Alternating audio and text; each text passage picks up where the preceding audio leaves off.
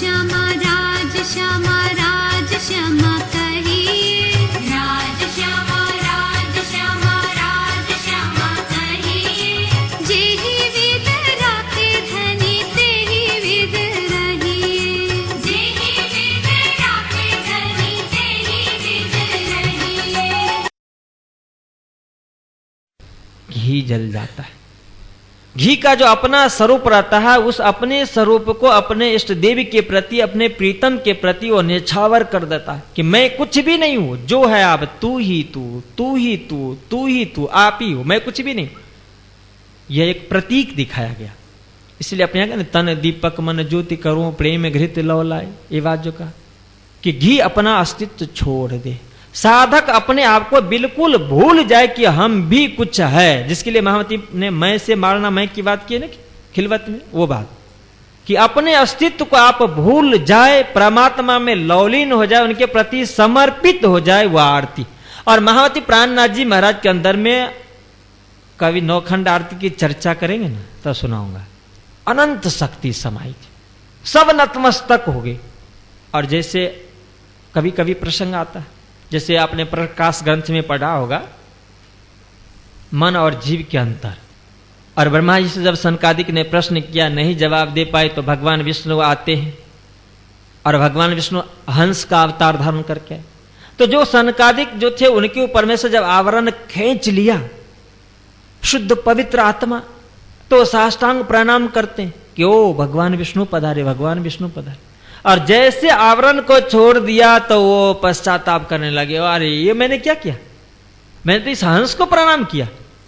तो जब आवरण खींच लिया गया, उस समय में उस सनकादिक को हंस दिख रहा था, भगवान विष्णु का स्वरूप।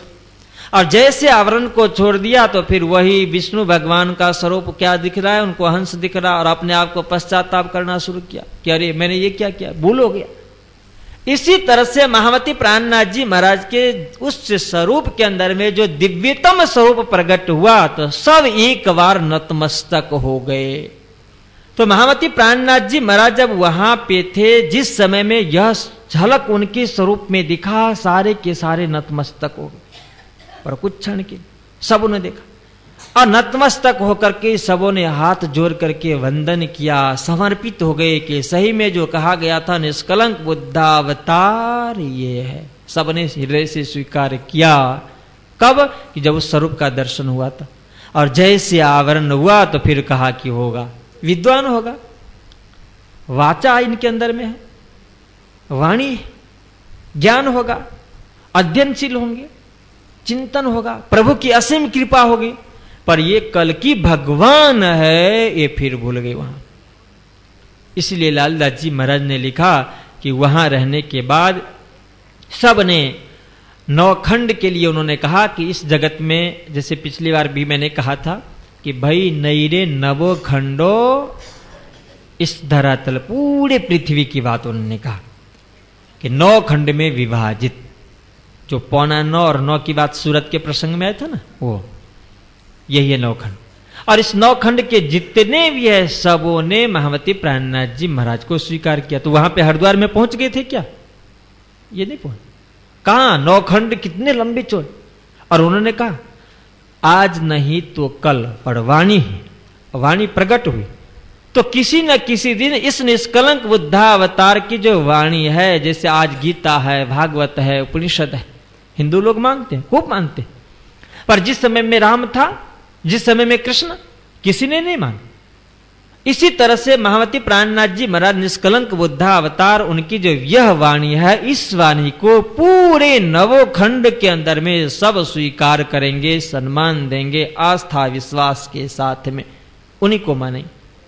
ऐसे निष्कलंक बुद्धावतार महावती प्राणनाथ जी महाराज जब आप हरिद्वार से आगे बढ़ रहे हैं तो आप दिल्ली से गए थे, सुंदर साथ को कुछ छोड़ के भी गए थे, और आपको पुनः आना है एक संदेश देने के लिए जो धनुष देवी चंद जी महाराज की आज्ञा थी उस बादशाह को।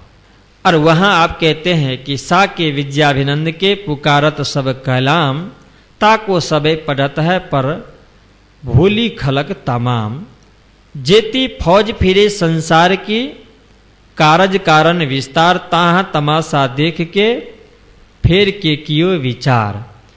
उस हरिद्वार में मेला को देख करके, निष्कलंक बुद्धावतार को प्रस्थापित करके और विद्या विनंद की शाखा का शुभारंभ करके, और आप महामती प्राणनाथ जी महाराज दाऊद पांडे की हवेली में साथ को छोड़े जब हरिद्वार से होई के आई के मिले तब, अब आप दिल्ली आते हैं, सुंदर साथ से मुलाकात होती। और दिल्ली आने के बाद स्वामी श्री लालदास जी महाराज कहते हैं कि आप हरिद्वार में भी 4 महीने तक रहे और खूब चर्चा हुई। इसके बाद जब दिल्ली में आए तो दिल्ली से फिर संदेश देना है। श्री जी ने विचार किया कि हमारे साथ में इतनी बड़ी जो लंबी चौड़ी जमात, उस जमात को लेकर के संदेश की देने के लिए जाएंगे तो फिर कैसे काम होगा, ये मुश्किल है। आज तो कोई बात नहीं, चलेगा। आज उन्होंने कहा कि सबको यहीं पे रहना है, वर्षात, आज चर्चा ही सुनना है अपने को, इसलिए समय नहीं देखना है। व्यवस्थापक महोदय समय हो जाए तो कहना, चलेगा ना, आज 11, 12, 1 चलेगा, कोई बात नहीं, मजल भी बहुत पीछे है। बोलो श्री प्राणनाथ।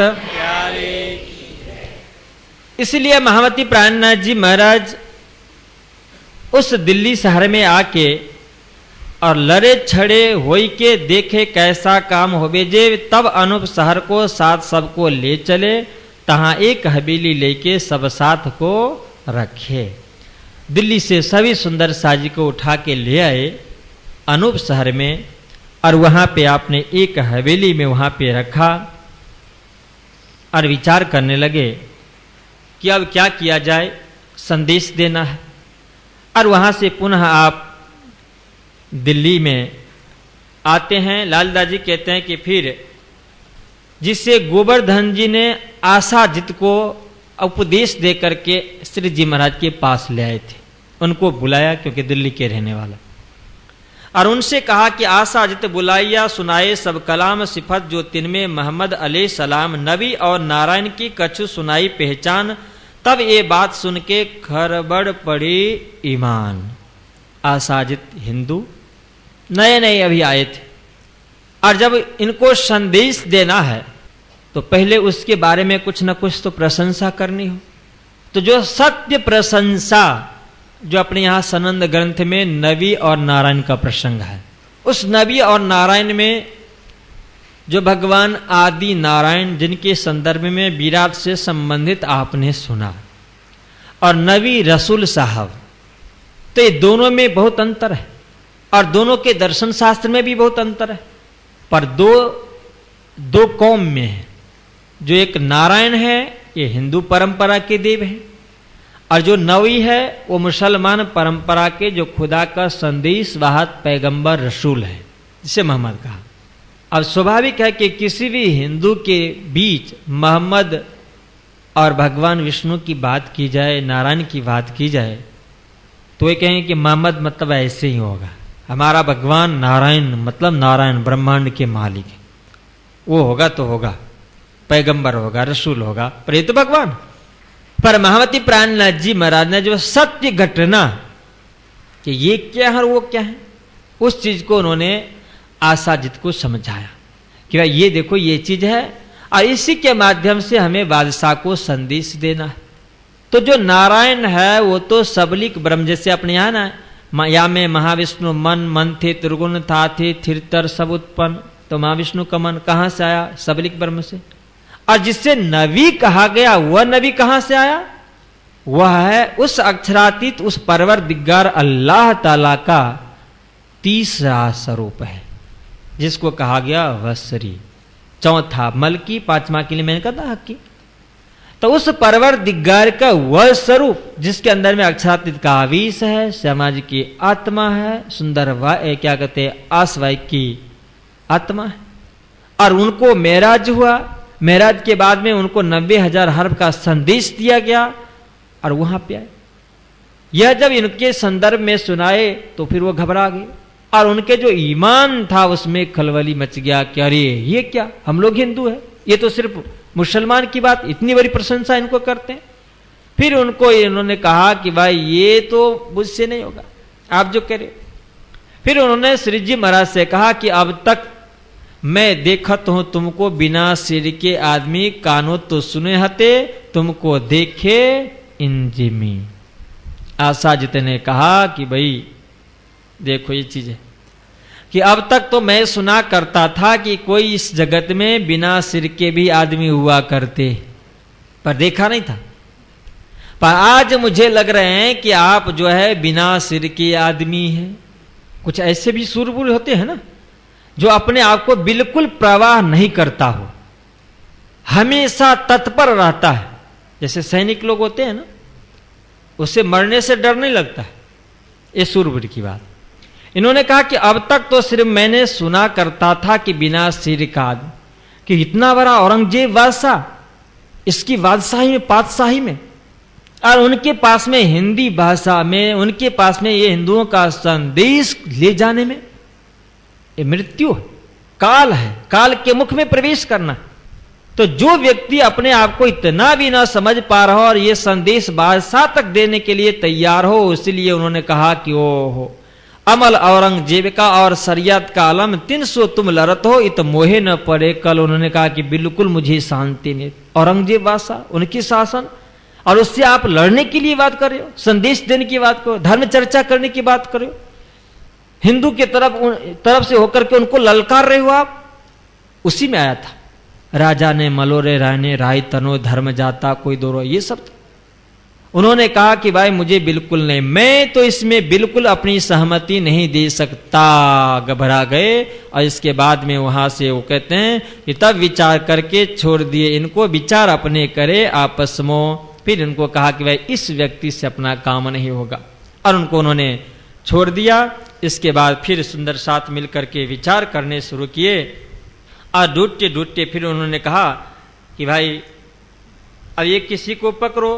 तब एक शेख सुलेमान था, दिल्ली में पता चला कि ये बादशाह तक पत्र को ले जाने और आने का काम करता है, और ये श्री जी से मिले भी थे।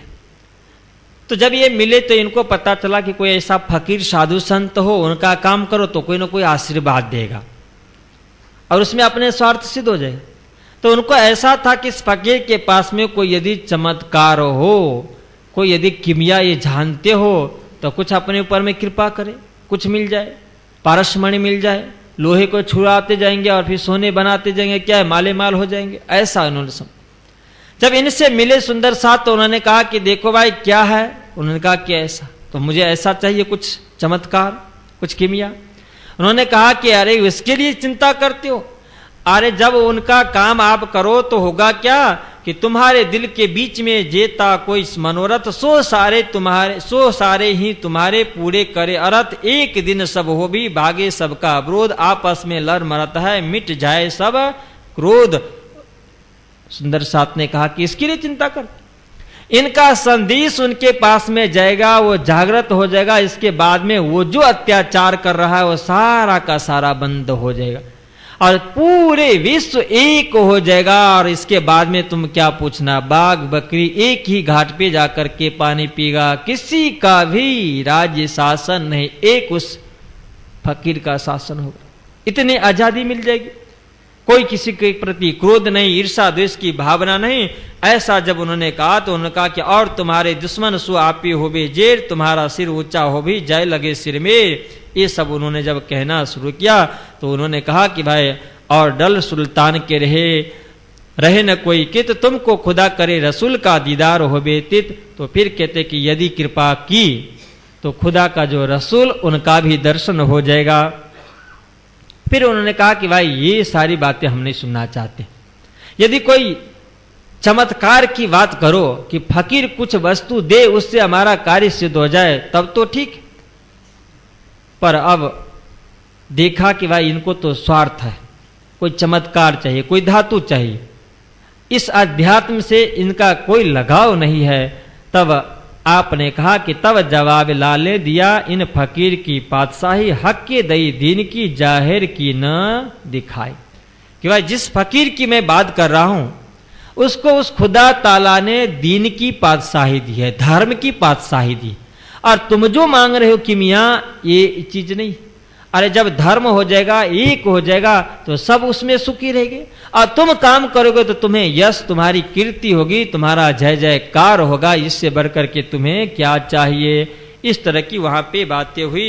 इसके बाद कहते हैं कि जो कोई होगा फकीर हक ताला की तरफ, सो दुनिया मुर्दार की थूक न काटे हरप। यह बात सुन के दहशत भई दिल में, यह बात बड़ी बुजुर्ग क्या मालूम होएगा मुझसे। फिर उसने कहा, सुलेमान ने, कि भाई ये जो आप इतनी बातें कर रहे हो ये हमसे संभव नहीं होगी कि सारा दिन एक हो जाएगा, औरंगजेब बादशाह का पातशाही हट जाएगी, सब बाघ बकरी एक घाट पे पानी पिएंगे, सब एक हो जाएंगे, कयामत आ जाएगा।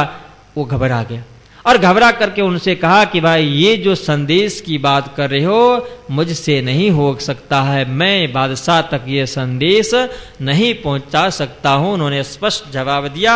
स्वामी श्री लाल दास जी कहते कि महामती कहे मोमिनो याद करो हजरत, जो लड़ाई तुम करी क्यामत करने कायम करने कयामत, कि जब आप अपने मन में ले लिया है उससे लड़ाई करने का वह कयामत का समय है, तो अब मोमिन लड़ना ही चाह रहे हैं। अब महावती प्राणनाथ जी महाराज दिल्ली में बैठकर सुंदर सज से विचार कर रहे हैं कि अपने औरंगजेब बादशाह के पास यह संदेश पहुंचाना है, और वह हिंदी में पढ़ने के लिए तैयार नहीं है, हिंदुओं को मुख देखने के लिए तैयार नहीं। अब यहां सुंदर साथ विचार कर रहे हैं कि अब करे क्या। महावती प्राणनाथ जी ने विचार किया कि कुरान को और अधिक विस्तृत रूप से देखना चाहिए, और ये मुल्ला जो कुरान को पढ़ते हैं, ये मुल्ला कुरान को पढ़ करके इसमें का जो संदेश है वह इमाम के स्वरूप के बारे में यह क्या कहना चाहते। इसलिए इन्होंने लाल दास जी और गोवर्धन भट्ट जो सूरत के थे, इन दोनों को भेजा कि जाके कुरान में देखो मुल्ला के पास कि ये लोग क्या कहते इस संदर्भ में। जब आप दोनों गए और चर्चा शुरू हुई तो लालदास जी को चर्चा बहुत अच्छी लगी। जब चौथे आसमान की बात, मोहम्मद की बात, मेराज की बात, 90,000 हर्फ की बात, मार्फत की बात, कयामत की बात, इमाम की बात, पर गोवर्धन दी ये बहुत मूर्धन्य विद्वान छे सूरत के, और अब तक इन्होंने कुरान के संदर्भ में कुछ देखा नहीं, सुना नहीं।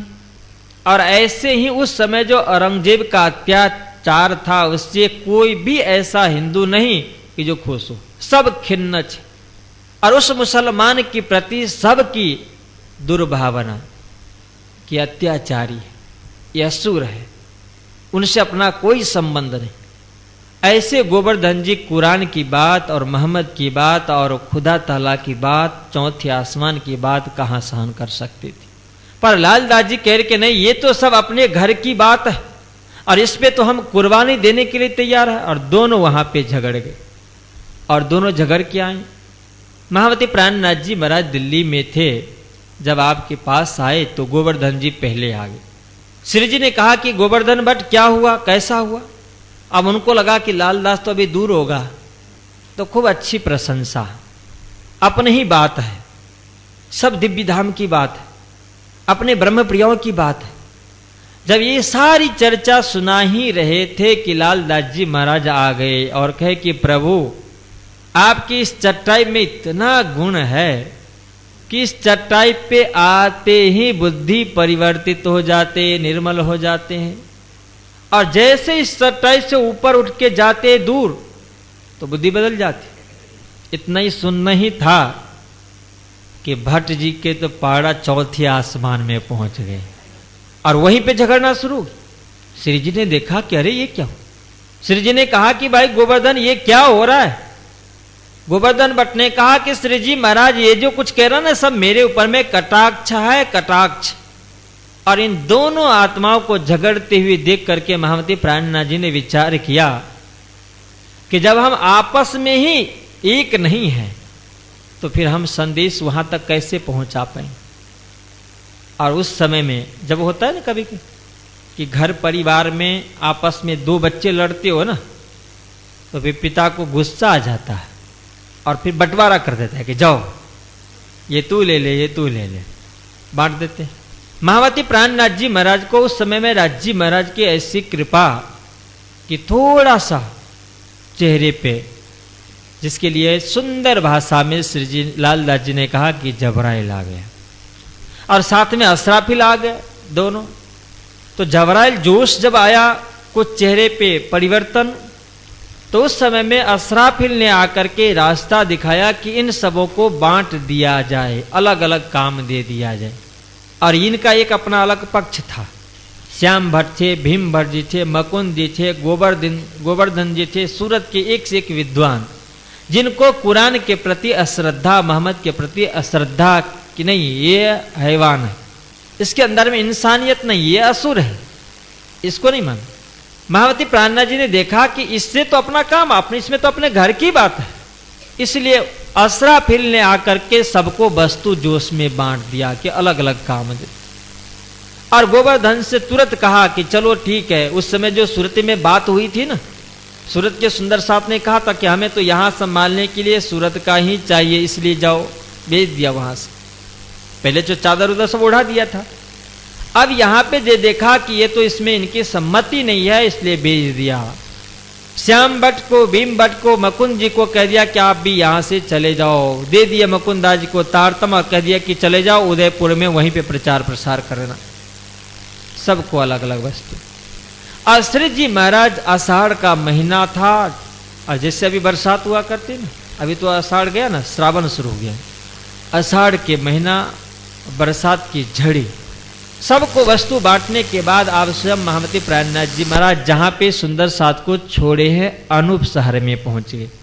लालदास जी महाराज के धर्मपत्नी आपकी सेवा में, तबीयत कुछ आपके नरम हुई, देख करके सुंदर साथ घबराए, रोना शुरू कर दी कि अरे ये क्या हुआ। फिर वहां सुंदर साथ से उन्होंने औषधि दी, दवा, और इसके बाद उनकी तबीयत भी ठीक हो गई। श्री जी ने उनको आश्वासन दिया कि घबराओ मत, अभी मैं परम धाम जाने वाला नहीं हूं, जब जाऊंगा तो उससे पहले मैं कह दूंगा, इसलिए घबराओ नहीं। स्वस्थ हो गए। और इसके बाद अनूप शहर आप पहुंचे, तो वहां जैसे पहले जो बात कही गई थी कि जिस समय में इमाम का अवतरण होगा, यहाँ पे ईसा आएंगे, असराफिल आएंगे, जबराइल आएगा, आजुज माजुज जाहिर होगा, तो उस समय में तौरेत जो ग्रंथ था, उस ग्रंथ के आधार को लेकर के ही कुरान का अवतरण होगा, सनद का। यहां महामती प्राणनाथ जी महाराज के मुखारविंद से सनंद ग्रंथ का अवतरण होता है। और आप सनंद किताब पढ़ेंगे तो उस सनंद किताब में पहले बहुत से कलश किताब की प्रकरण आते हैं, और इसके बाद में सनंद। लालदास जी ने कहा कि तौरेत किताब में उत्तरी सनंदें 30, सब खबर कुरान की हक की करी बख्शीश। अब यहां पे इनको डिग्री मिली। कुछ ही समय पूर्व में संवत वही है, विक्रम संवत 1735 हरिद्वार में निष्कलंक बुद्धा अवतार की डिग्री, और उस डिग्री के लिए उन्होंने कहा कि वो जो बहुत सारे प्रकरण का अवतरण, भई नहीं नवो खंडो आरती, इस सब प्रकरण का अवतरण हुआ। और इनको मुसलमान के धर्म ग्रंथ के आधार पे इमाम मेहदी को डिग्री मिलने के लिए सनद का अर्थ होता है डिग्री, उपाधि। सनंद किताब का अवतरण हुआ। और जब सनंद किताब का अवतरण हुआ तो महामती प्राणनाथ जी को लगा कि अरे इसमें तो वही सारी बातें जो मैं कह रहा हूं। और इसके बाद में खुश हो गए। खुश होकर के जो जो सुंदर साथ जहां गए थे उनको फिर से उन्होंने संदेश दिया कि जिस कुरान से इतना भयभीत होते हो, जिस मोहम्मद से इतना डरते हो, वो सब तो अपने ही है, अपने घर की बात। और फिर उन्होंने लिखा कि सुनियो भीम मुकुंद उद्धव की सब श्याम, हम पाती पधी मोहम्मद की सब पाई हकीकत, सब अपने ही बात। सबको उन्होंने संदेश, और उनसे कहा कि जहां जहां पे आप जाते हो और आपके संबंध संपर्क में जो सुंदर साथ, उनको भी पत्र लिख करके ये सूचना दो कि दिल्ली में इस समय ये काम करना है और इनको जगाना है, कुरान अपना है, मोहम्मद अपना है, उसमें सारी बातें अपनी लिखी गई। यह संदेश आप भिजवाते हैं। महामती प्राणनाथ जी महाराज के संपर्क में जो ये शेख सलेमान आया था, आपने लालदास जी से कहा कि भाई एक बार उनसे आप फिर मिलो। जब शेख सलाम से मिलने के लिए तो शेख बदल विदा हुए, चले तरफ सुल्तान सनंदे सिर पर बांध के लिए दिल में ईमान। वो मिले उससे पूर्व में जो सनंद किताब का अवतरण हुआ था, उस सनंद किताब को जो वहां दिल्ली के एक सुंदर साथ शेख भाई शेख बदल वो अपना सुंदर साथ बन गए। उनसे इन्होंने कहा कि ये सनंद है, इसमें नबी नारायण का प्रसंग है, कुरान की बातें हैं, इसमें देखो कि इमाम किसको कहा गया है, ये डिग्री। वो देखा तो इसमें मोहम्मद का संदेश, और उस कुरान को लेकर के जामा मस्जिद में पहुंच गए और पढ़ना शुरू किया, जिसमें एक मोहम्मद की बात, बिना एक मोहम्मद वाला प्रसंग शुरू किया। तो वहां जितने भी नमाजी आए उन सबों ने देखा तो कहा कि अरे इतने सारे 1,20,000 पैगंबर है, उसमें से किसी का नाम नहीं, और ये खाली एक मोहम्मद की बात करें, बिना एक मोहम्मद की बात करें। हर तरह के लोग, कुछ लोगों ने देखा कि अरे ये तो हिंदी में है, और इसके बाद में सिर्फ मोहम्मद ही मोहम्मद की बात है, रसूल पैगंबर इसकी सिवाय किसी कोई नहीं। कुछ लोग झगड़ पड़े। शेख बदल को थोड़ा दुख लगा और वहां से वापस आए। सिरजी महाराज से उन्होंने कहा कि वहां पे तो इतनी बड़ी तूफान है, कोई कहता है कि हिंदी में है, कोई कहता है सिर्फ इसमें मोहम्मद की बात है, इतने सारे खुदा के पैगंबर हुए, किसी का नाम नहीं, सिर्फ हिंदी में और मोहम्मद की बात, रसूल की बात। यहां से वापस आए। इसके बाद में आपने विचार किया कि कोई कहे कलाम हिंदवी का ल्यावत है दिलशक, काहू काहू के दिल कुफर, कोई बात कहे बुजरक, और कोई कहते कि अरे इसमें तो बहुत अच्छी अच्छी बातें लिखी। इस तरह से कोई प्रशंसा कर रहे हैं तो कोई बुराई कर रहे हैं। इसके बाद आपने कहा कि लाल गोवर्धन मिलके जाय कहो शेख सलेमान, तब फिर उत गए जाय के किया मिलाप, सारी हकीकत कहे जाके सुने मिटे सब ताप। अब ये दूसरा गोवर्धन है जो अवासी बंदर से आए थे, उन्हें लाल दाजी के साथ में भेज करके फिर से समाचार वहां भिजवाया जाता है कि सब हकीकत तब फिर उत जाय के किया मिलाप, सारी हकीकत कही जाके सुने मिटे सब ताप, आज मिलाओ कल मिलाओ ये फिरते मास भये दोए, कब हो कछु जवाब उत सोई, पहले कहे पहले तो इन भेषो मिलत नहीं सुल्तान, भेष तुम्हारा बदलो तो सुनाऊं तो सुल्तान सुनाऊं कान। फिर इसने कहा कि भाई देखो, यदि उस बादशाह से मिलना है, संदेश देना है, तो आप सारे के सारे हिंदू कुरान की बात करते हो, इमाम की बात करते हो, और हो सब हिंदू, इसलिए बादशाह तो मिलेगा नहीं, और मुझे भी विश्वास नहीं। पर यदि उनसे आप मिलना चाहते हो तो भेष परिवर्तन करना होगा। यदि भेष परिवर्तन करके मिल चाहते हो तो फिर मैं मुलाकात करूंगा। श्री जी महाराज के पास में यह संदेश गया, तब आपस में कहा अब फिरो इनसे आप, लाल दरवाजे छोड़ के आए सराय रोहिल्ला खान। सराय रोहिल्ला खान में आए लाल दरवाजे से। इन्होंने कहा कि चलो एक बार और प्रयास करते कि भेष तो अभी रहने दो, पहले भाषा की बात करें कि यह हिंदी में है तो इसे अपने फारसी में करते, और फिर इसके बाद में एक कायम मुल्ला को बुला करके उसे ट्रांसलेट किया गया। सनंद किताब का अवतरण हुआ था, उसमें शेख मीरा जी का एक किस्सा तैयार करके और इसके बाद में फिर वह भेजने का विचार किया गया।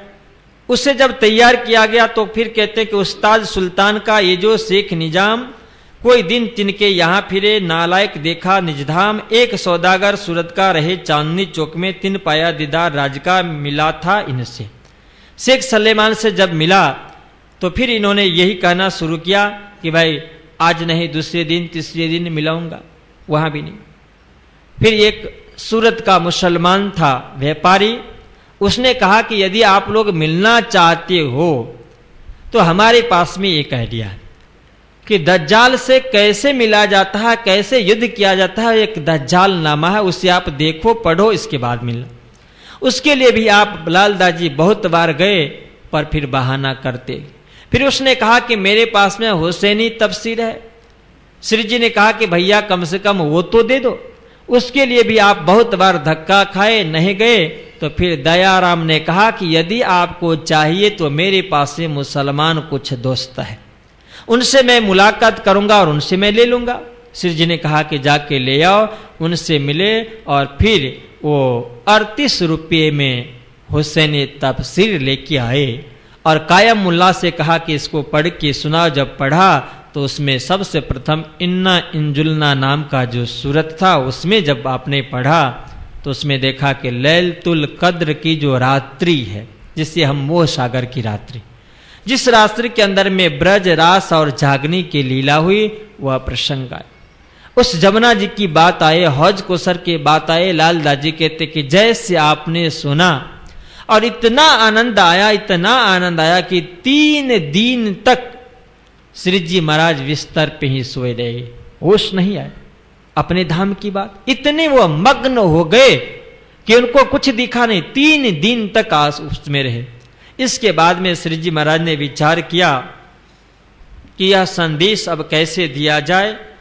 यह विचार कर ही रहे थे कि जामनगर से श्री बिहारी जी महाराज ने कि भाई हमने सुना है कि दिल्ली में, बोलो श्री प्राणनाथ प्यारे की, जैसे दिल्ली की बात और बिहारी जी महाराज की बात आती है ना तो आप सबों का कान खड़ा हो जाता है कि कुछ बात होने वाली है। दिल्ली में बिहारी जी महाराज ने अपने 3 को भेजा और वो इसलिए लालदास जी महाराज कहते कि उनको प्रमोदने के लिए गए, कुछ हो तो उनके पास से ले आना। भले उन्होंने लिख दिया एक बार कि पत्र का व्यवहार मत करना, पर श्री जी महाराज लिख करके भेजा किया करते, हमेशा एक एक समाचार उनको पता कि दिल्ली में है, समाचार लिख करके भेजा गया। शेख बदल कानजी भाई यही काम करते हैं। तो जब दिल्ली में आप हैं तो यह संदेश जब भिजवाया गया तो बिहारी जी महाराज नाग जी को, संग जी को और प्रेम जी को 3 को भेजना प्रबोधने के लिए कि जाओ भाई देखो क्या हो रहा हो। जब आप आए तो लालदास जी कहते हैं कि ये तो सिर्फ एक अपना लेकर के बैठे थे, मसनंद को लेकर कि हमारे पास तो ईसा है, सदगुरु की गादी, देखो ये क्या करते। और जब आपके पास में आए और देखा तो इन्होंने सब कुछ सुनाया। और जैसे हरिद्वार के धरती पे महामती प्राणनाथ जी महाराज के अंदर में उन सबों को दर्शन हुआ था, ऐसे ही इन 3 को धनेश्वर चंद जी महाराज का साक्षात दर्शन हुआ। नाग जी ने कहा कि वो अब तक तो मैं समझ रहा था कि बिहारी जी महाराज के अंदर, पर धनेश्वर चंद जी महाराज को प्रत्यक्ष दर्शन आपके अंदर में हुआ। संग जी ने कहा कि आपके अंदर में, और प्रेम जी तो बिल्कुल समर्पित हो गए। उन्होंने स्पष्ट कह दिया कि भाई अब तो मैं यहां से जाने वाला यही पहले। पर इन दोनों के अंदर में कभी कुछ तो कभी कुछ, इसलिए श्री जी ने कहा कि ऐसे नहीं होगा। फिर इसके बाद में उनको शेख बदल के पास बैठा दिया, संग जी को भी बुलाया और कहा कि मैं तब समझूंगा कि आप हमारे प्रति समर्पित है, कुरान को मानते हैं, ईश्वर कुमार को मानते हैं और मोहम्मद रसूल को मानते हैं कि जब इनके साथ में बैठ करके भोजन करोगे। बोलो श्री प्राणनाथ। अब कुछ घबराए पर इनको विश्वास है, इसलिए ये दोनों मिलकर के भोजन भी कर लिया। और इसके बाद में सब जगह उन्होंने पत्र लिखा, नागजी भाई ने, संग जी ने, जहां जहां से होकर के आए थे कि भाई अब तक तो भ्रम में था, पर आज हमने साक्षात दर्शन किया है मेहराज के अंदर में धनेश्वर चंद जी महाराज जी को। इसीलिए आप सब, मैं ने भी, हम तीनों ने भी इनके लिए ईमान ले आया है। और आप सारे सुंदर साथ भी मेहराज के पास में ही श्री जी महाराज है, यही धनेश्वर चंद जी महाराज का कार्य कर रहे हैं, इसलिए इनके प्रति आप ईमान लो। सबको लेटर लिखवा दिया, सबको लिख दिया। पर इसके बाद फिर इनके अंदर में कुछ हो रहा था। उन्होंने कहा कि बात तो ठीक है, पर यह संदेश हम फिर जा करके बिहारी जी महाराज को देंगे। और ऐसे कह करके वहां से 2 तो चल पड़े, नाग जी और संग जी। पर प्रेम जी ने कहा कि भैया मैं तो यहीं का यहीं रहूंगा, आप चल दी। और यहां आकर के फिर बिहारी जी महाराज को मिले। उससे पहले हर सुंदर साथ को मिलते गए तो कहीं कुछ कहते गए, दूध लीला हो गई। बिहारी जी महाराज के पास में जब आए तो अचानक उन्होंने पूछा कि भाई कहो क्या समाचार है, ले आए हो तो दे दिया। पर जब समाचार पूछा तो उन्होंने, जो अंदर में हो बाहर में आ जाता है ना, कभी कभी जब उफान आता है ना तो कितना रोकने का कोशिश करे उसे रोका नहीं जाता। और जो उन्होंने देखा था हकीकत, वह हृदय से बाहर उछल गया। उन्होंने कहा कि हमने तो साक्षात धनेश्वर चंद जी महाराज का दर्शन वहां पे किया, बिहारी जी महाराज को तो सुनना ही था। लालदास जी ने कहा कि उठ भागे मेहतर, गादी को छोड़ के भग गए। बोलो श्री प्राणनाथ, छोड़ के भग। और 3 दिन तक उनका भग जाने के बाद उनका एक मंजिल था, वह तालाब, वहीं जाकर के बैठते थे। छोड़ दिया खाना पीना। 3 दिन तक लालदास जी महाराज कहते कि 3 दिन तक वो आए नहीं वहां से। फिर सुंदर सा जी ने रोए गाए, बहुत प्रार्थना की। और इसके बाद में नाग जी ने कहा कि मैं जिन दिन सुंदर सा जी को कहा, पत्र लिखा, उन सबको फिर मैं लिखता हूं। और वहां जामनगर से फिर सबको पत्र लिखा गया कि मैंने जो कहा था वो बिल्कुल गलत है। श्रीदेव चंद जी महाराज जामनगर में है, बिहारी जी महाराज के अंदर में है, वो हमारे सदगुरु है, इसलिए इन्हीं के प्रति आप सब के सब ईमान ले आओ। पत्र लिखा गया और 3 दिन के बाद आप श्री जी बिहारी जी महाराज पुनः गादी पे आए। इस तरह की बातें वहां पे चल ही रही थी। तो श्री जी महाराज कहते कि ये आई मिले दिल्ली रोहेली खान में, ये सारी बातें वहां पे हुई। एक रह गए 2 गए। और यहाँ पे जब ये सारी बातें हुई बिहारी जी महाराज के द्वारा, श्री जी महाराज ने सुना तो उनको भी आनंद आ रहा था कि ये क्या लीला। इसके बाद इस प्रसंग को लालदास जी ने बंद किया। और इसके बाद फिर एक मीटिंग हुई कि हम अब इस संदेश को कैसे पहुंचाएं। संदेश को पहुंचाने के लिए फिर उन्होंने मीटिंग किया और मीटिंग में ये निर्णय ले लिया गया कि ये जो शेख सुलेमान नहीं पहुंचाता है तो बादशाह के दरवाजे पे जो गुसल खाना है, जो लोग घुसते हैं दरबार में तो सबसे पहले पैर धोते, इसके बाद जाते। वहां पे जाकर के हम नोटिस, एक पत्र चिपका दें जिससे बादशाह को खबर मिले। और वह पत्र लिख करके तैयार किया जाता है। और नंदलाल घड़ियाल जी कैसे उस पत्र को वहां पे चिपकाते हैं कि स्वामी श्री लालदास जी महाराज ने अपने इस वीतक में उस अक्षरातीत पूर्ण ब्रह्म परमात्मा की कि जो इस जगत में निष्कलंक बुद्धा अवतार के रूप में अवतार धारण करेंगे, उन्हीं के अंदर में छुपी हुई जो 3 शक्ति, जिसे हादी, मेहदी और इमाम कहा गया, इन तीनों स्वरूपों की बीतक लिखी जा रही है। और इन तीनों स्वरूपों की बीतक में और करने वाली जो शक्ति वह एक ही अक्षरातीत पूर्ण ब्रह्म परमात्मा की है। पर इस पूर्ण ब्रह्म परमात्मा की शक्ति के द्वारा जो इस ब्रह्मांड से पूर्व में जो ब्रह्मांड हुए, जिसे योग माया ब्रह्मांड कहा गया, वहां जो लीला हुई तो उसमें सारी की सारी लीलाएं श्रृंगार रस से ओतप्रोत। और जब श्री कृष्ण अंतर ध्यान हो गए तो थोड़ा सा दुख हुआ, विरह रस की लीला। और उससे पूर्व के जो ब्रह्मांड थे, कालमया ब्रह्मांड जिसे हम कहते हैं ब्रज के ब्रह्मांड, वहां भी वही लीला हुई। पर परमात्मा के पास में जो रस है, उसमें जो आनंद है, वह रस बट करके इस संसार के दृष्टि से 9 भाग में विभाजित है। हम लोग भोजन करते हैं ना, तो आइटम तो बहुत सारे बनाते हैं, पर उसमें मिला जुला करके लगभग 6 रस और खट रस कहते हैं। खट्टा, मीठा, तीखा, चरपटा, ये सब जो होता है आप लोगों को अधिक पता होगा। इसी तरह से इस जगत के अंदर में जो साहित्य है वह रस माना जाता है।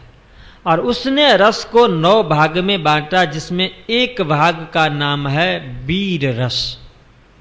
और उसमें भी बहुत आनंद है। और मैं इसलिए कह रहा हूं, उसमें कुरान की बात, मोहम्मद की बात, औरंगजेब बादशाह की बात ये अधिक आ रही है।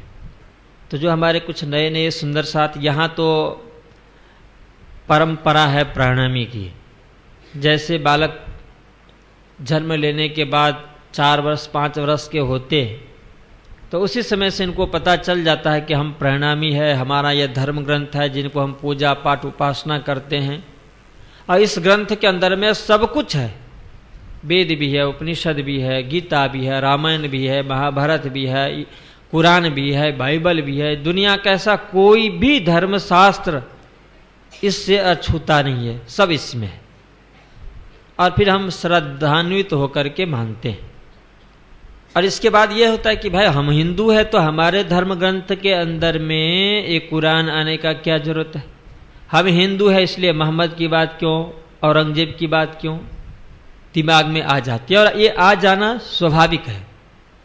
पर इस जगत के अंदर में जो अवतार हुए, निष्कलंक बुद्धा अवतार, तो इस निष्कलंक बुद्धा अवतार के लिए चाहे वेद हो, चाहे उपनिषद या संतों की वाणी, सबों ने कहा कि यह जो निष्कलंक बुद्धा अवतार किसी एक व्यक्ति विशेष, जाति विशेष, धर्म विशेष, क्षेत्र विशेष के लिए नहीं है, पूरे ब्रह्मांड के लिए यह निष्कलंक बुद्धा अवतार है। इसलिए श्री जी ने कहा ना कि सुखदाई सबन को अखंड करन हार, और भागवत का भी प्रमाण दिया कि ये जो दो हैं सतयुग के बीजभूत, इनो बीच रहे विस्तार के, इन दो के बीच में उस दिव्य परम धाम का जो तारतम ज्ञान रूपी बीजभूत है इनके अंदर में, और इन दोनों के माध्यम से विस्तार होगा और उसी से सारे चराचर प्राणी अखंड होंगे। तो यह जो निष्कलंक बुद्धा अवतार, जिनकी वाणी में, जिनके स्वरूप के अंदर में नवखंड आरती के संदर्भ में कहा था कि सारे के सारी देवताओं की शक्ति आई है, उसमें चाहे वो पैगंबर हो, चाहे अवतार हो कि तीर्थंकर हो, जितने भी कहे माने जाते हैं संप्रदाय के अनुसार अवतार, वो सबों की शक्ति उनके अंदर में थी। और जब वो खुद आ जाते हैं तो स्वाभाविक है कि उनका धर्म ग्रंथ भी उसमें आ ही जाएगा। बोलो श्री प्राणनाथ। तो महामती प्राणनाथ जी महाराज जो सारे दुनिया को अखंड करने की बात है उनमें है, तो फिर कुरान और मुसलमान और औरंगजेब और रसूल और खुदा उससे अलग नहीं है। हिंदू की परंपरा के आधार पे यदि वेद को मान करके चलेंगे तो वेद ने भी यह नहीं कहा, वेद का मंत्र है कि सर्वम खलमिदम ब्रह्म, उपनिषद भी कहते हैं, गीता भी कहते हैं, पर इन धर्म शास्त्रों के अंदर में यह नहीं कहा गया कि मैं सिर्फ हिंदू जो सब हैं उनके अंदर में हूं, ऐसी बात नहीं, या ब्राह्मण क्षत्रिय इनके अंदर में हूं, ऐसी बात नहीं कही। चराचर प्राणी के लिए उन्होंने कहा कि 84 लाख योनि जो इस मृत्युलोक पे है, इससे ऊपर जो देवता है, भगवान है, ईश्वर है, जितने भी इस ब्रह्मांड के अंदर में हैं, उन सबों के लिए उन्होंने कहा कि अखंड करना। और इसलिए अपने यहां वाणी में आती है कि ये तारतम्य ज्ञान देवता को तो ठीक है, भगवान विष्णु को भी जाकर के जगाएंगे। किस लिए कहा गया? वैकुंठ में जाएंगे तारतम्य लेके, कोई गए क्या? प्राणनाथ जी या अक्षर ब्रह्म के बुद्धि वहां तक जाएंगे? पर जाएंगे, क्योंकि इस तारतम्य ज्ञान का जो प्रकाश है, रोशनी है, धीरे धीरे धीरे धीरे फैलता जाए। कैसे फैलेगा? हम और आपके माध्यम से फैलेगा, और ये इतना फैलेगा कि इसके जो ज्योति है, प्रकाश, हम और आपके माध्यम से देवताओं को, भगवान को और नारायण भगवान को, और इसके बाद फिर अक्षर की आंखें खुलेगी। तो धर्मशास्त्र भी ये कहते कि चराचर प्राणी के अंदर में एक ही ब्रह्म है, उसको नाम से अलग कह दिया धर्म ग्रंथ के नाम के आधार पे। किसी ने गॉड कहा, किसी ने उसे अल्लाह कहा, किसी ने भगवान कहा, किसी ने ब्रह्म कहा, ये सब उन्हीं का। हर धर्म ग्रंथ संप्रदाय के आधार पे, और जो संप्रदाय के संस्थापक हुए आचार्य, उन्होंने जो अनुभूति की है उसके आधार पे उन्होंने अपना दर्शन शास्त्र बनाया। और ये मैं इसलिए कह रहा हूं कि जो कल से प्रसंग शुरू हुआ है, इसमें कुछ दिन तक, आज या कल तक, मोहम्मद पैगंबर की बात, कुरान की बात, औरंगजेब की बात, ये सारी बातें आएगी। इसलिए आप मत समझिए कि हम चोटी कटा करके मुसलमान बन गए, ऐसा मत समझिएगा। ग्रंथ है, ज्ञान है, और इसलिए उस ज्ञान को अपने यहां लिया गया कि इसके माध्यम से जो औरंगजेब बादशाह हिंदुओं के ऊपर में अत्याचार कर रहा था, वह किस आधार पे? धर्म के आधार पे। धर्म में कट्टरता आ गया, और धर्म में जब कट्टरता आ जाता है तो उस धर्म से जो पुण्य मिलना चाहिए वो पुण्य न मिल करके और पाप ही पाप मिलता है, क्योंकि कट्टरता आ गया। और कट्टरता धर्म को सीमित कर देता है। और जब धर्म को कट्टरता करके सीमित करता है तो वह दो धर्म जो उनका एक आधार स्तंभ है, उससे जो धर्म का फल मिलना चाहिए वह नहीं ले पाता है, क्योंकि वो बध गए एक में। वो अपने आप को समझ लिया कि बस जिसमें हम हैं, परिवार में, समाज में, वही सब कुछ है और बाकी सब गलत।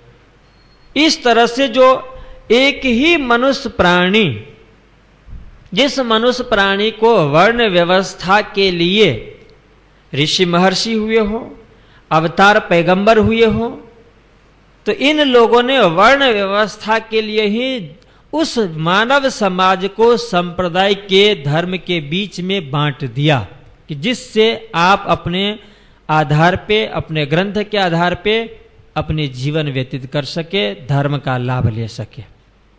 तो आज हिंदू तो हिंदू, पर हिंदू में भी जातियां हो गई और उन जातियों के अंदर में बहुत सारी उपजातियां हो गई। किस लिए? व्यवस्था के लिए।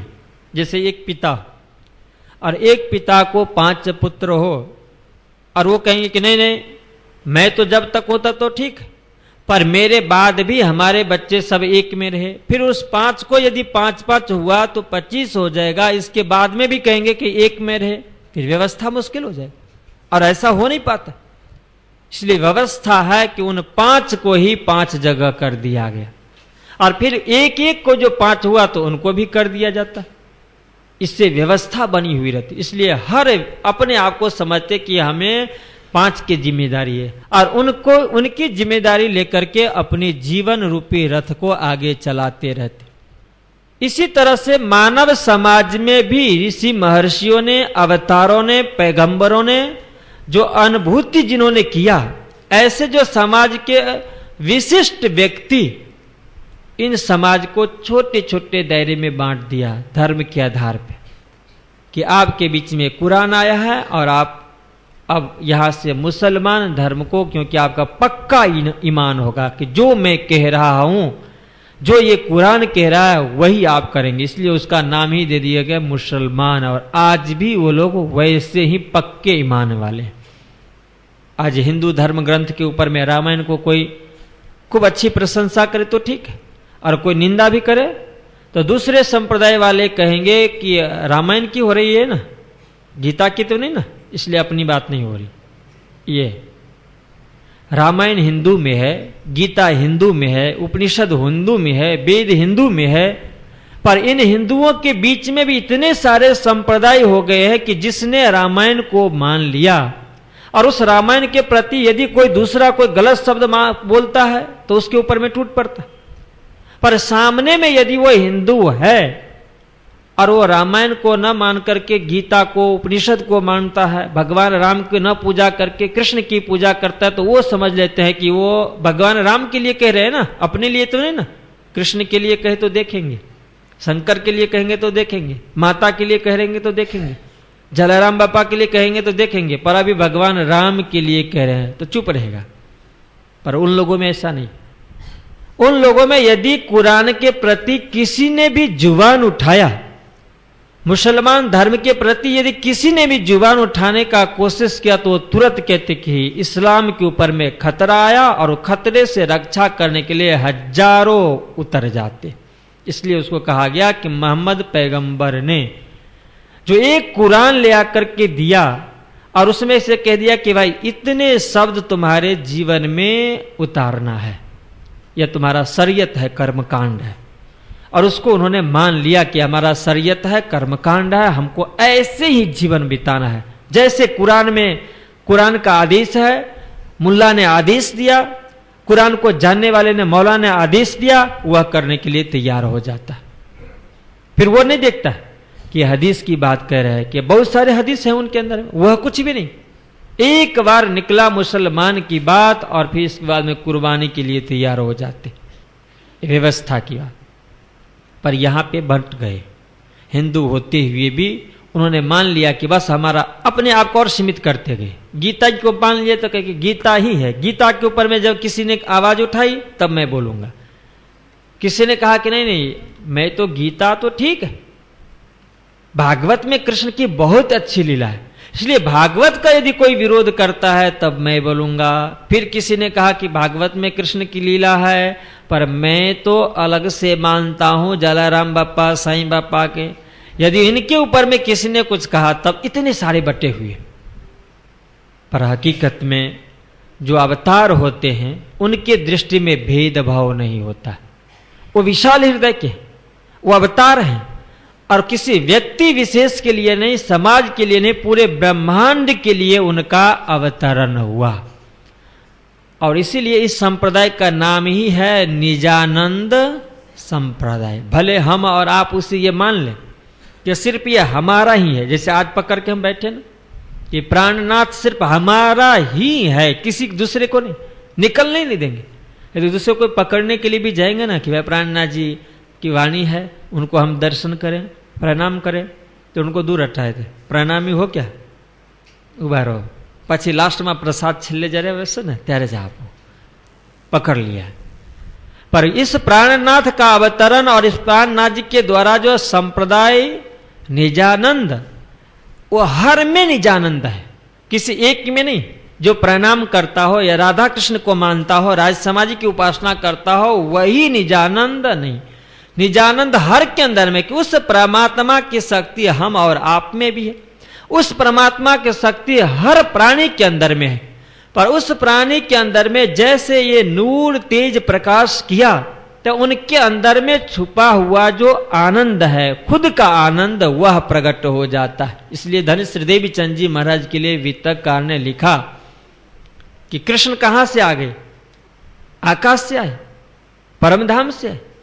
दिखे जरूर आकाश में, जैसा कि आपने निज नाम में सुना होगा, पर वह उनके हृदय में जो पहले से विद्यमान था। हृदय भीतर की मग्नता, बाहर छलकी आप, हृदय से बाहर प्रकट हो गए, हृदय में ही थे, वहां से प्रकट हो। तो हर के अंदर में जो आनंद है वह बीज मात्र है, पर उस बीज मात्र आनंद को जो महामती प्राणनाथ जी महाराज की वाणी है, उनके अंदर में जो वह रस सरोवर भरा हुआ है, दरिया भरा हुआ है, उसमें से जैसे जैसे बूंद टपकते जाएगा आत्मा में, तो वह निजानंद विशाल बनते जाएगा, विशाल बनते जाएगा। जैसे घड़ा है ना, घड़ा में एक एक गिलास पानी डालते जाए, बढ़ता जाएगा, बढ़ता जाएगा, और जिस दिन फूल हो जाएगा फिर पानी डालेंगे तो बाहर निकलना शुरू हो जाता है। इसी तरह से हर के अंदर में छुपी हुई जो शक्ति वह निजानंद है, पर वह निजानंद बाहर जब प्रकट हो जाए तो आनंद मिलेगा। इसलिए धन्य श्री देवी चंद जी महाराज ने कहा कि यह जो परंपरा जिसे मैं स्थापना कर रहा हूं, यह जो सिद्धांत, इसका नाम है निजानंद। और उस निजानंद में ये परंपरा चला कि निजानंद की अनुभूति करना चाह रहे हैं तो आप अपने इष्ट देव को प्रणाम करें। एक विधि विधान चला उसमें, पर रास्ता का नाम निजानंद है। और यह निजानंद सारे के लिए, जो हिंदू धर्म में जिसकी आस्था है उनके भी, मुसलमान में आस्था है उनके लिए भी, ईसाइयों के बीच में आस्था है उनके लिए भी, जितने भी धर्म और संप्रदाय यहाँ पे जगत में है, हर के लिए यह निजानंद है। और महावती प्राणनाथ जी ने इसलिए ने कहा कि दुनिया में एक संप्रदाय को मानने वाला कभी नहीं होगा, पर निजानंद तो हर में होगा। इसलिए वह सारे के सारे निजानंदी हैं, निजानंद है। और कहीं गीता से प्रकाश मिल जाएगा उनको, क्योंकि श्री जी ने कहा ना कि कलाम अल्लाह या हदीसे शास्त्र पुराण या वेद, सब सुख मोमिन लेवे ही हक रसना के भेद। कि उस सिराज जी महाराज के मुखार बिंद से जो शब्द वाणी प्रकट हुई है वो हर में है। कलाम अल्लाह में भी है, हदीस में भी है, पुराण में भी है, वेद में भी है, संतों की वाणी में भी है। हर जगह उनके जुबान इनडायरेक्ट आकर के, यह तो डायरेक्ट वाणी है जो 18,000 कहते हैं। और इसलिए हम लोग भाग्यशाली है। और हम लोग दावा करते हैं कि ये जो भिस्त बनाए गए हैं ना 8, उसमें नहीं रहने वाले, डायरेक्ट हम जाएंगे परम धाम। क्यों? क्योंकि हमारे पास में जो वाणी है ना वह इनडायरेक्ट नहीं है, वह डायरेक्ट वाणी है, इसलिए इतना गर्व है। पर इसका मतलब यह नहीं कि उसमें दूसरे को लाभ न दिया जाए, उसमें से दिया जाना चाहिए। जितना दें उतने ही अधिक बढ़ेगा। जिसके पास में पैसा हो ना, तो वो ऐसा नहीं कभी नहीं सोचेगा कि इस पैसे को मैं सिर्फ एक ही जगह बिजनेस में इन्वेस्टमेंट करें और इतना ही पैसा कमाए। वो सोचेगा कि बढ़ गया 2 से तो 4 करो, 4 से तो 8 करो। और इसलिए करते कि जितना हम करते जाएंगे उतना अधिक पैसे का स्रोत बढ़ता जाएगा, आता जाएगा, और फिर इसके बाद में विकास करते जाएंगे। इसी तरह से जो ज्ञान, जो वाणी अपने पास में है निजानंद का, महामती प्राणनाथ जी का, उसको जितना हम प्रचार करेंगे, जितना हमारे पास में वही यदि हम दूसरे को देते हैं तो फिर डबल मिलते जाता है। आज यदि आपको ये पता है कि निज नाम का हम अर्थ जानते हैं, तो निज नाम का अर्थ करके यदि आप दूसरे को समझाने का कोशिश करेंगे तो जितना आप समझ रहे हैं और दूसरे को जो देंगे तो देने के लिए उससे अधिक समझना पड़ेगा। ऐसा नहीं कि हम जानते तो फिर जब दूसरे को देना चाहेंगे तो उससे पहले 10 बार उसको पाठ करेंगे, 10 बार उसका अर्थ लगाएंगे, इसके बाद में तैयार हो जाएंगे, फिर देंगे। क्योंकि देने के लिए ना अपने पास में जितना होता है पहले से उससे अधिक, फिर हम सोचते हैं कि अधिक हो जाए तब हम दें और इसके बाद देते हैं। और जो दे दिया तो इसमें एक किसी कवि ने कहा कि सरस्वती के भंडार में एक अपूरब बात, खर्चे खर्चे ना घटे, बिन खर्चे घट जात। किस ज्ञान में, बुद्धि में यही एक विशेषता है कि यदि आप नहीं खर्चा करते हैं, नहीं देते हैं तो घट जाता है, और जब देते हैं तो बढ़ते ही बढ़ते हैं। इसका मतलब पैसे की में ऐसा नहीं होता है, पैसे में भी ऐसे ही होता है। पैसा में खर्च करने से, इसलिए कहा है ना, कवियों ने भी कहा दान किए धन ना घटे, कभी नहीं होता है। आप ऐसा मत समझना फिर कि महाराज लेने के बहाना से हम कहता है, मेरी ऐसी कोई भावना नहीं है। पर एक मैं इसलिए क्योंकि ज्ञान की बात आई, बुद्धि की बात आई कि खर्चा करने से बढ़ता है, इसी तरह से पैसे में भी है। पर पैसा का एक स्वरूप को दिखाया गया कि आपके पास में 100 रुपया है तो 50 किसी को दे देंगे तो 50 ही बचेगा। पर वो तो एक दिखाने की बात है। पर 50 आपने जिसको दिया है उससे आपको 50 गुना मिलेगा, वो भविष्य काल की बात है, उसे हमने देखा नहीं। पर कवि को, कल्पना करने वाले को, समझदार को वो भी दिखाना चाहिए। ऐसा नहीं कि ज्ञान को आपने ऊंचा बढ़ा दिया और पैसे को नीचे दिखा दिया, ये नहीं, उसमें भी बढ़ता है। इसलिए आप लोग दोनों हाथ से राज्य के चरणों में कि आपकी माया है, आप लीजिए। बोलो श्री प्राणनाथ। निष्कलंक बुद्धा अवतार महामती प्राणनाथ जी महाराज का अवतरण और इस निजानंद संप्रदाय का जो स्थापना, यह चराचर प्राणी के लिए है, ब्रह्मांड के लिए है। और उस ब्रह्मांड में कुरान अलग नहीं आता उससे, मोहम्मद अलग नहीं आता है उससे, बाइबल अलग नहीं है उससे, ईसा अलग नहीं है उससे, और हिंदू की परंपरा में जो हम हैं जितने भी संप्रदाय, वह भी अलग नहीं है। तो जो आपने पहली चौपाई सुनी थी कि कलाम अल्लाह या हदीसें, शास्त्र, पुराण या वेद, सब सुख मोमिन ले भी हक रसना के, सिराज जी महाराज के जुबान से ही वह रस वहां गया है। और उन ग्रंथों के माध्यम से कि जिसने निज नाम नहीं सुना है, प्रणामी धर्म की परंपरा में नहीं है, वाणी को जिसने नहीं देखा, 18,758 जो डायरेक्ट वाणी है, समुद्र को भले किसने नहीं देखा, पर समुद्र के पानी आकाश में जाकर के बरस करके और छोटे नदी, तालाब, सरोवर बन गए हैं, तो वहां उनकी भी प्यास बुझती है कि नहीं बुझती है? सिर्फ तिथल वालों को ही प्यास बुझती है ऐसा कोई जरूरी नहीं है ना, सबों को प्यास बुझती है। जहां पे समुद्र नहीं है वहां भी, क्योंकि उस परमात्मा ने बरसात करके वहां जल दिया। इसी तरह से आपके पास में सागर है, तारतम सागर है, कुलजम है, पूरा भंडार भरा है, जितना खर्चो कभी उसमें से कम नहीं होने वाला, इतना भरा है। पर जिसके पास में सरोवर है, गीता रूपी सरोवर है या भागवत रूपी सरोवर है, पर उसमें भी जो उस अक्षरातीत का जुबान है, जैसे श्री जी ने कहा कि ब्रह्म लीला ढांपी हती अवतारो दरमियान, ढकी हुई थी, लीला थी पर ढकी हुई थी। पर जब ये निष्कलंक बुद्धा अवतार आए, अवतरित हुए, तारतम का अवतरण हुआ, तो उन ग्रंथों के अंदर में जो बातें ढपी हुई थी धीरे धीरे खुलती गई। इससे खुलेगा। पर जब प्राणनाथ जी ने आकर के खोल दिया तो कुछ न कुछ झलक मिलेगा और उन ग्रंथों से भी उनको निजानंद की अनुभूति होगी। और फिर उस अनुकूल यदि अपने जीवन को व्यतीत करता है, जीवन ज्ञापन होता है उनका, तो उसके आधार पे भी उनके लिए जो अभिष्टें बनी है उन अभिष्टों में उनका स्थान जरूर होगा। इसलिए महामती प्राणनाथ जी पहले अब यहाँ पे ये हमें कह रहे हैं कि हम सारे ब्रह्मांड के लिए हैं, चाहे उसमें जो भी कोई धर्म को मानने वाले हो, जिस किसी भी कौम में क्यों न हो, वो सब के लिए। और इसलिए श्रीराज जी महाराज ने कुछ ब्रह्म प्रियाओं को उस कौम में भी अवतरण कर दिया है, जो प्रत्यक्ष देखा गया धनुष्य देवचंद जी महाराज के समय में। यही चीज है यहाँ।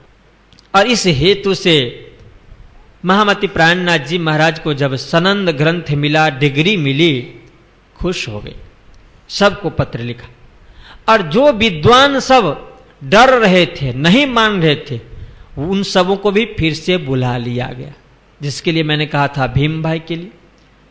ये भीम भाई को, श्याम भट्ट को, मुकुंद को भेज दिया गया था, पर श्री जी ने फिर से उनको बुला लिया सनंद उतर जाने के बाद अनूप साहब।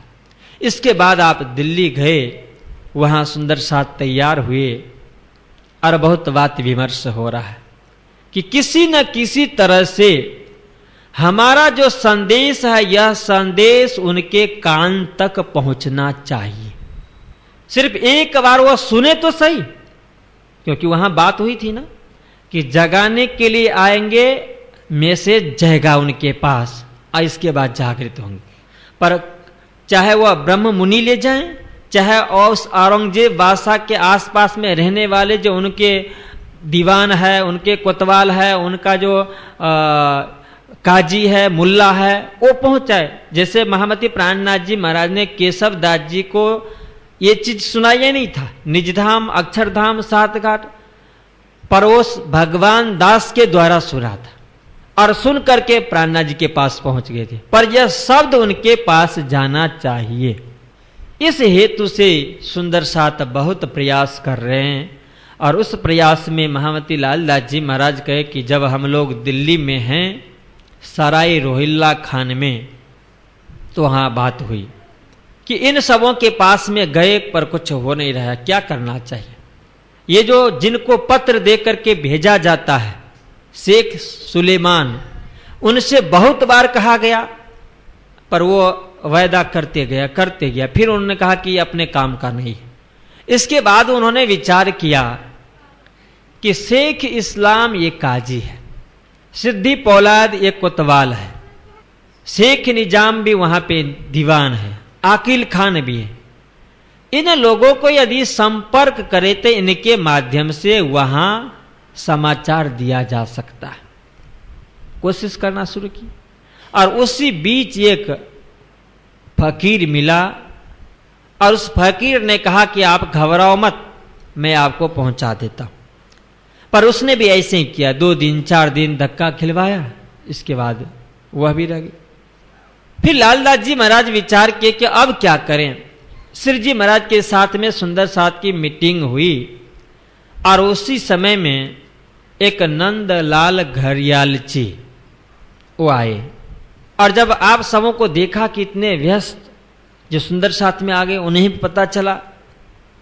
तो जो भी दिल्ली में सुंदर साथ आते हैं, उनसे महामती प्राणनाथ जी महाराज यही निवेदन करते कि अपना समाचार किसी भी तरह से बादशाह के पास जाना चाहिए। कुछ लोगों ने तो इनकार कर दिया। नंदलाल घरियालची ने कहा कि ये मैं पहुंचाऊं, और सनंद ग्रंथ तो अवतरण हो ही गया। अब सुंदर साथ बैठ करके इमाम मेहदी का अवतरण हुआ है, यह संदेश भेजना है, तो उसका एक पत्र तैयार किया, 5 पत्र। और इस 5 पत्र को देने के लिए इन्होंने शुरुआत किया कि इन 5 के पास में दिया जाए, जिससे समाचार हमारा जाए। उसे लेकर के जब कांजी भाई शेख बदल जाते हैं, 5 पत्र जिसमें क़यामत का निशान था, शेख मिराजी का भी किस्सा है, इमाम का अवतरण का, ये सारी बातें लिखी हुई थी, क्योंकि समय हो चुका 11वीं सदी। और कुरान में जो बात लिखी थी बिल्कुल वह समय आ चुका है इमाम का।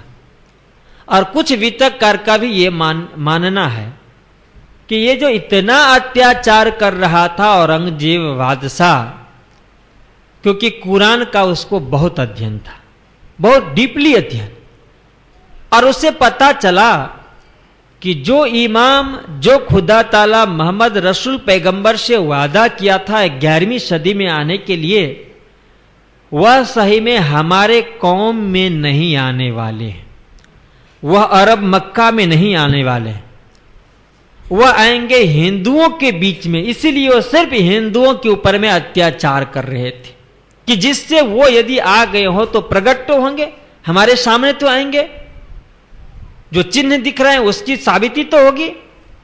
इसीलिए अत्याचार कर रहे थे। मंदिरों को तोड़ते थे, मूर्तियों को तोड़ के फर्श बना दिया जाता था, ब्राह्मणों को जनेऊ तोड़ दिया जाता था, हिंदुओं को चोटी काट करके मुसलमान बना दिया जाता था। ये सारी अत्याचार, और उसी बीच आप ये पैगाम दे रहे हैं। स्वामी श्री लालदास जी कहते हैं कि ये 5 पत्र तैयार करके सबसे पहले शेख इस्लाम के पास भेजा गया। शेख इस्लाम ने उस पत्र को देखा, पढ़ा, और फिर शेख बदल कांजी भाई से पूछते कि भाई ये जो ले आए हो, ये सिर्फ एक मेरे ऊपर में है कि और किसी के ऊपर में? कांजी भाई ने कहा कि भाई ये आप ही के ऊपर में नहीं, इसके सिवाय और भी 4 है, टोटल 5 के ऊपर में हम संदेश लेकर के आए, जो बादशाह के 5 करीब है, उनके नजदीक ही है। उन्होंने कहा कि चलो ठीक है, मैं ले रहा हूं, पर जो अन्य 4 है उनको भी दो, उनसे जवाब लो, इसके बाद में मैं भी जवाब दूंगा। कहा ठीक। पूछा कि भाई ये कौन लिखने वाला? कहा कि एक फकीर है, यहां नहीं, दूर बैठे हुए हैं कहीं। अब जो ये सुंदर साथ है महावती प्राणनाथ जी महाराज कहां है, कौन है, कैसे हैं, उसका परिचय नहीं दे रहे। एक फकीर है, दूर बैठे, नाम भी बाद में बताएंगे उसका।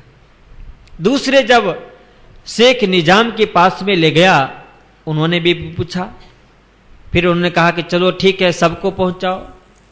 तीसरा पत्र जब आकिल खान के पास में गया तो उन्होंने कहा कि भाई हमारा ये नाम शुद्ध नहीं लिखा हुआ, इसलिए मेरा नहीं है, किसी और का हुआ, ले जाओ। और लालदास जी ने कहा कि वो आकिल खान बुद्धि अधिक थी, कभी कभी होता है ना, अधिक बुद्धि वाले, तो अर्थ से अनर्थ उनके द्वारा हो जाता है। आकिल का खान ही था, आकिल मतलब अक्कल, उसका खान मतलब भंडार।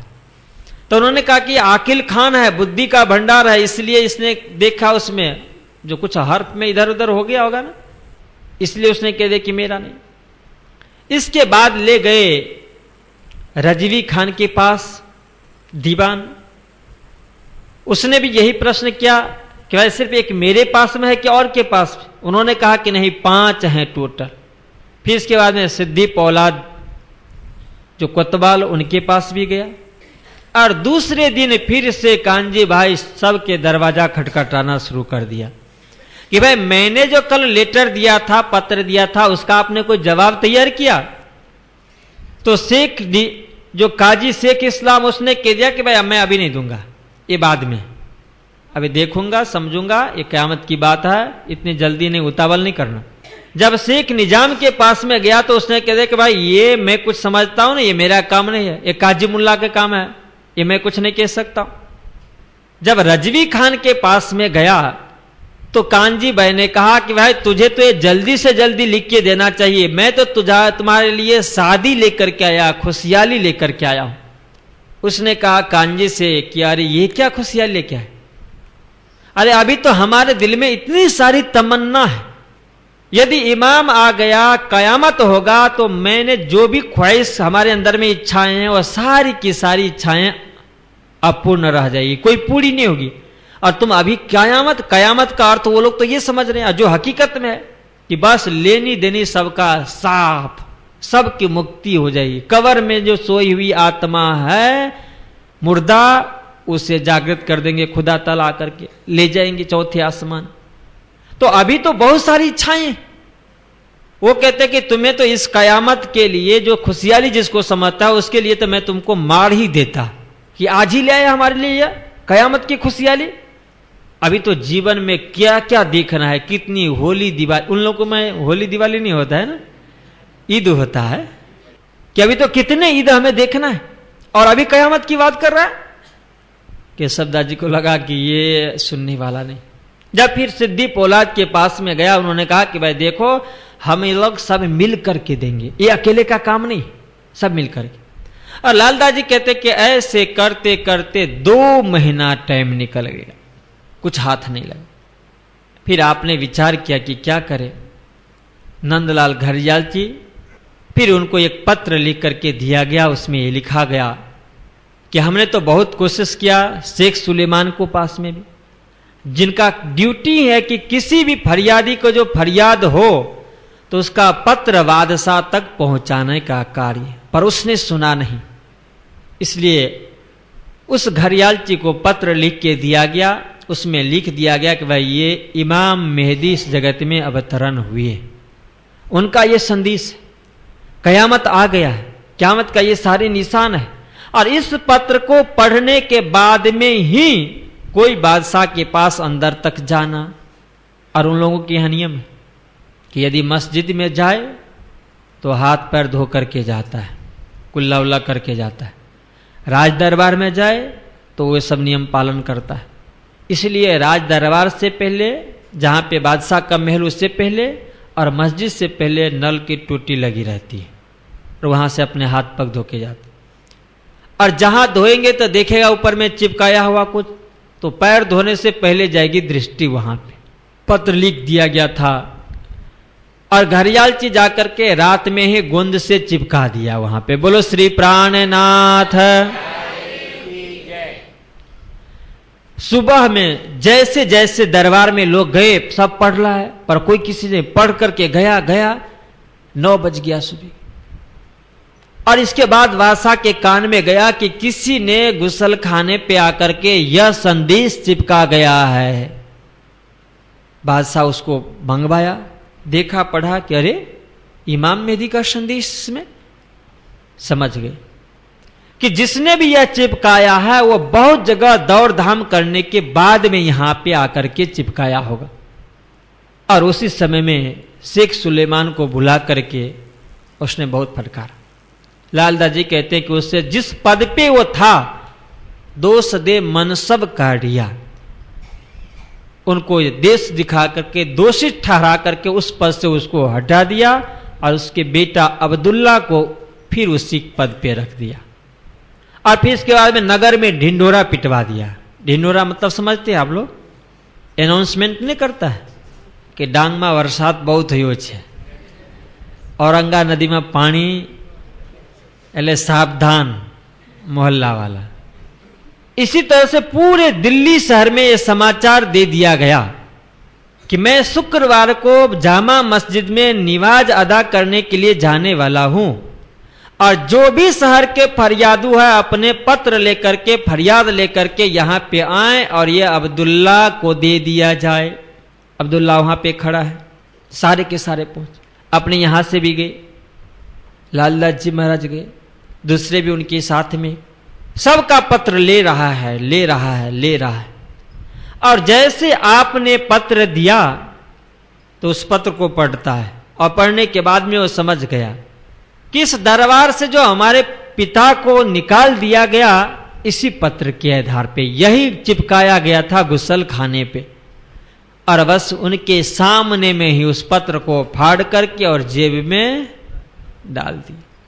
मोमिन बहुत दुखी हुई, बहुत नाराज, और उनको 1000 बार कहा कि जो नगर में ढिंढोरा पिटवाया गया था और जिसलिए आज बादशाह यहां पे आकर के खड़ा है और सारे फरियादी वहां पत्र दे रहे हैं, इसके पीछे कारण मैं ही हूं।